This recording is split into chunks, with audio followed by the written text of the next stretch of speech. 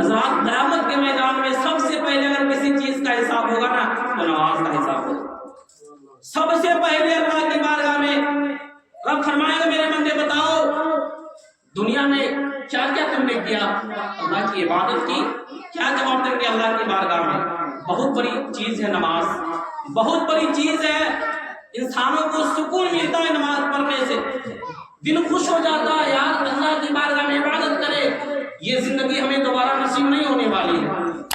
ایک واقعہ سنیے نماز پڑھنے کی برکت کیا ہے۔ نماز آتو السلام ہے، اللہ تعالیٰ کے برگزیدہ نبی ہے، اللہ کے نبی حضرت نوح علیہ السلام کی قوم پر ایک عذاب آیا، جیسے ہی عذاب آنے والا تھا اللہ تبارک و تعالیٰ نے ارشاد فرمایا اے نوح ایک بہت بڑا طوفان آنے والا ہے، ایک بہت بڑا طوفان آنے والا ہے، ایک بہت بڑا عذاب آنے والا ہے، اور ایسا طوفان آنے والا ہے کہ پوری دنیا تباہ ہو جائے گی، پوری دنیا ہلاک ہو جائے گی، پوری دنیا برباد ہو جائے گی۔ اللہ نے ارشاد فرمایا اے نوح جب طوفان آئے گا تو نیک بندوں کو اپنے ساتھ کشتی میں سوار کر لینا۔ اللہ اکبر، اللہ تعالیٰ نے ارشاد فرما دیا اے نوح جب طوفان آئے گا تو نیک بندوں کو اپنے ساتھ کشتی میں سوار کر لینا۔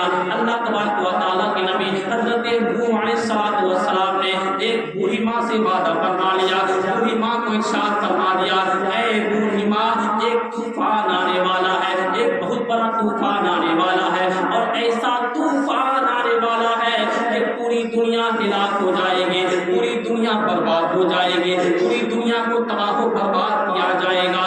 اللہ اکبر، حضرت نوح علیہ السلام فرماتے ہیں اے نوح اے بوڑھی ماں جب طوفان آئے گا تو میں تمہیں بھی اپنے ساتھ کشتی میں سوار کر لوں گا۔ اب سنیے حضرت نوح علیہ السلام کی قوم پر جب طوفان آیا، طوفان آ گیا، آ کر تباہیاں مچا کر چلا گیا، پوری دنیا کو ہلاک کر گئی، پوری دنیا کو تباہ و برباد کر گئی، لیکن حضرت نوح علیہ السلام کو اس بوڑھی ماں کا خیال نہیں آیا۔ اب جیسے ہی طوفان کے بعد حضرت نوح علیہ السلام کو جیسے ہی خیال آیا آپ نے افسوس ظاہر کیا، اللہ کی بارگاہ میں آپ نے افسوس ظاہر کیا۔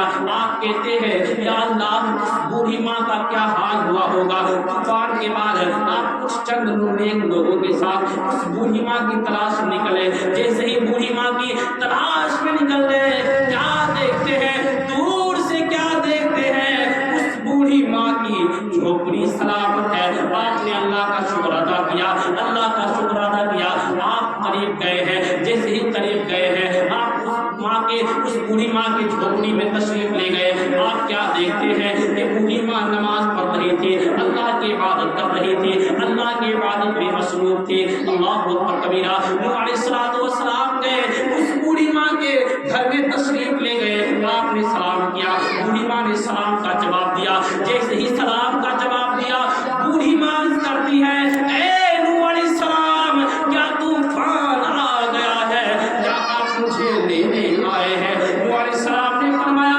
اے بوڑھی ماں طوفان بھی آیا، آ کر تباہیاں مچا کر چلا گیا، پوری دنیا کو ہلاک کر گئے، پوری دنیا کو تباہ و برباد کر گئی۔ اے بوڑھی ماں کیا تمہیں پتہ نہیں چلا کہ کب طوفان آیا؟ بوڑھی ماں کرتی ہے اے اللہ کے نبی نوح علیہ السلام مجھے کچھ بھی معلوم نہیں ہوا تھا، مجھے کچھ بھی پتہ نہیں چلا کہ کب طوفان آیا، کب آ کر تباہیاں مچا کر چلا گیا، مجھے کچھ بھی معلوم نہیں چلا۔ اے نوح علیہ السلام مجھے کچھ بھی خبر نہیں ہوئی، میں تو نماز پڑھ رہی تھی، اللہ کی عبادت میں مصروف تھی۔ یہ نماز کی برکت ہے۔ ایک بوڑھی ماں نماز پڑھ رہی تھی، اس کے صدقے میں طوفان سے بچ گئی، غم سے بچ گئی، نجات سے بچ گئی۔ یقیناً اگر ہم بھی نماز پڑھیں گے نا تو ہم بھی ہر غم سے محفوظ ہو جائیں گے، ہر پریشانی سے ہم بچ جائیں گے، ہر جتنے بھی مشکلات ہمارے ساتھ آنے والی ہیں سب مشکلات سے ہم بچ جائیں گے۔ شرط یہ ہے کہ اللہ کی عبادت ہمیں کرنی ہے۔ سنیے ایک انسان تھا، غریب تھا، مفلسی کا شکار تھا، اس کے گھر میں برکت نہیں ہو رہی تھی، بڑا غریب تھا۔ اب غوث پاک کی بارگاہ میں حاضر ہوا، کہا حضور غوث پاک میں بہت غریب ہوں، مفلسی کا شکار ہوں، گھر میں برکت نہیں ہوتی ہے، پیسہ کما کے لاتا ہوں ختم ہو جاتا ہے۔ غوث پاک فرماتے ہیں کیا تمہارا گھر راستے کے بغل میں تو نہیں پڑتا ہے؟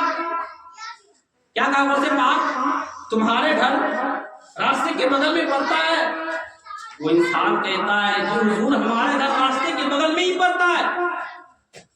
غوث پاک فرماتے جاؤ اپنے گھر کے دروازے پہ پردہ ڈال دینا، فرماتے جاؤ اپنے گھر کے دروازے پہ پردہ ڈال دینا، تمہارے گھر میں برکت ہو جائے گی، رحمت ہو جائے گی۔ اب مرید تھا وہاں سے چلا، اس کے ذہن میں خیال آیا نہ تو کوئی تعویذ دی نہ تو کوئی وظیفہ دیا، صرف اتنا فرمایا جاؤ اپنے گھر کے دروازے پہ پردہ ڈال دو، تمہارے گھر میں رحمت آ جائے گی۔ وہ مرید گیا اپنے گھر کے دروازے پہ پردہ ڈال دیا، جیسے ہی گھر کے دروازے پہ پردہ ڈالا نا کچھ ہی عرصہ گزرا تھا کہ اس کے گھر میں خوب رحمت و برکت ہونے لگی، اس کے مال میں خوب اضافہ ہونے لگا، اس کے تجارت میں خوب برکت ہونے لگی۔ اب وہ غوث پاک کی بارگاہ میں کچھ ہدیہ تحفہ لے کر کے غوث پاک کی بارگاہ میں حاضر ہوا، عرض کیا حضور آپ نے نہ کوئی تعویذ دیا نہ کوئی وظیفہ دیا، صرف اتنا فرمایا گھر کے دروازے پہ پردہ ڈال دو تیرے گھر میں برکت ہو جائے گی، رحمت ہو جائے گی۔ حضور حقیقتاً میں نے اپنے گھر کے دروازے پہ پردہ ڈال دیا، جیسے ہی پردہ گھر کے دروازے پہ ڈالا تھا ہمارے گھر میں رحمت ہونے لگی، برکت ہونے لگی، ہمارے مال میں خوب برکت ہونے لگی۔ حضور اس میں راز کیا ہے؟ اور سے پاک فرماتے سنو تمہارے گھر راستے کے پاس پڑتا ہے نا، تمہارے گھر راستے کے پاس پڑتا ہے۔ اس نے کہا جی حضور، کہا اس راستے سے بے نمازی کا بھی گزر ہوتا ہے، اور جس جگہ پہ بے نمازی کی نگاہ پڑ جائے، جس جگہ پہ بے نمازی کی نظر پڑ جائے اس گھر سے رحمت چلی جاتی ہے، برکت چلی جاتی ہے۔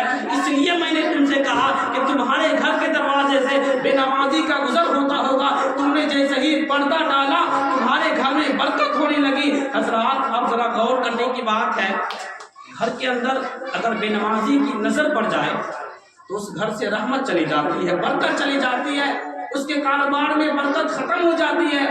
تو یاد غور کرنے کی بات ہے یار، جس گھر میں 5 لوگ ہو 5 بے نمازی ہو، جس گھر میں 10 لوگ ہو 10 بے نمازی ہو، پھر برکت کیسے ہوگی، رحمت کیسے ہوگی، ہمارے مال میں اضافہ کیسے ہوگا؟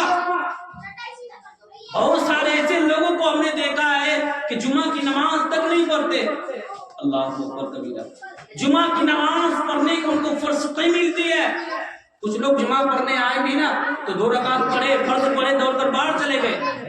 یہ ہماری قوم ہے، 2 رکعت پڑھنے کے لیے ہمارے پاس وقت نہیں ہے، 2 رکعت پڑھنے کے لیے آئے بھی تو سنت بھی نہ پڑھے، صرف فرض پڑھے تو ان سے باہر ہو گئے۔ یار اللہ کی عبادت کر لے، اللہ کی بارگاہ میں توبہ کرے، یقیناً ہماری توبہ قبول ہو جائے گی، نمازوں کی پابندی کرے۔ بہت سارے لوگوں کو ہم نے اسے بھی دیکھا ہے نا کہ نہ جانے پورے دن میں اللہ کا نام لیتا ہوگا یا نہیں لیتا ہوگا۔